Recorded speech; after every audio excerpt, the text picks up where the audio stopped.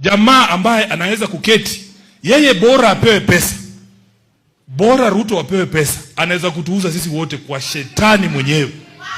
Unajua wakati alipeleka polisi wetu Haiti, ilikuwa kwa sababu alipewa nini? Alipewa pesa, si ndio?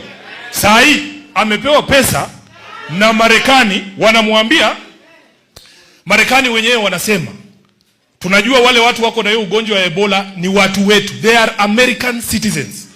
But they are not being allowed back into their own country because the American people need to be protected from Ebola. Then there is this character somewhere mwenye akipewa 1.7 billion shillings anasema leta hiyo watu. Badala waambie we as a global community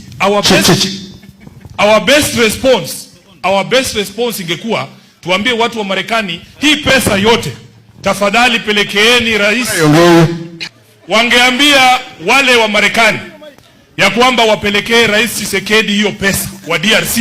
Tuhakikishe kwamba DRC wako na capacity ya kuhakikisha hiyo ugonjwa haitoki kwenye mipaka ya DRC. Lakini yeye anasema tuingize watu kwa ndege tuwalete Laikipia. Hiyo sasa ni uamuzi aina gani? Ndio maana sisi tunasema Ruto must go. Tuko na viongozi ambao saa hizi venye watu wanateseka, yeye mwenyewe baada na kuambia ya kwamba lazima hiyo is not enough, lazima bado import Ebola.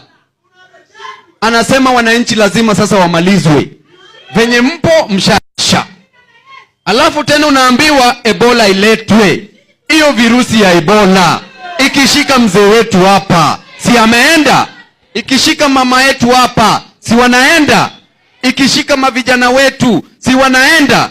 Na wanasema ya kwamba wanapata only 1.7 billion Kenya shillings. Tuchukue 1.7 billion Kenya shillings. Kisha uchukue 58 million Kenyans. Udivide, utapata kila Mkenya anapata 29 shillings. Sasa tunaambiwa na rais ya kwamba wewe kama Mkenya uletewe virusi ya Ebola na pesa yako ni 29 bob. 29 bob inaweza nunua hata Panadol. Ruto, elewa ya kwamba afya ya Wakenya ni kubwa kuliko hiyo afya yako imedhoofika hivyo.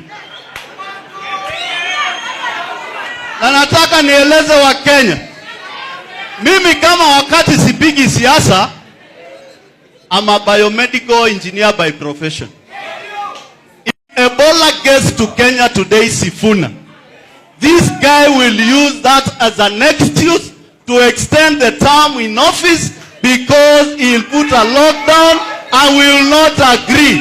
So Bwana Kasongo, wewe maneno ya Ebola